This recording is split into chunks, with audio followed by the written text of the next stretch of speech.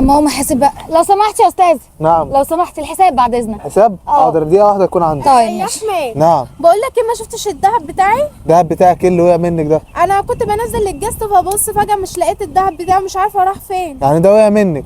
ايوه. طب بص يا احمد، كده كده بنقفل، يعني لو لقيت حاجة هشيلها لك. طب بالله عليك يا احمد والنبي. ماشي انت هشيلها ما لك. تعرفش الذهب ده كنت اصلا هبيعه عشان خاطر العلاج بتاع والدتي العمليه. يا انت خلي بالك من حاجتك، انا مش عارف ازاي يعني يقع منك يعني. طيب ماشي يا احمد. ماشي.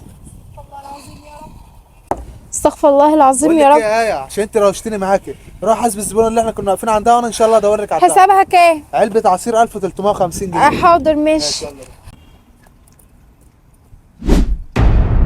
اتفضلي يا فندم، حساب حضرتك 1000 ونص. 1000 ونص. اه على باكل عصير صح؟ اه. طيب بصي بقول لك ايه، معلش اتفضلي. انا والنبي، انا بنتي زيك، معلش الله يبارك لك. اه ماشي، في ايه؟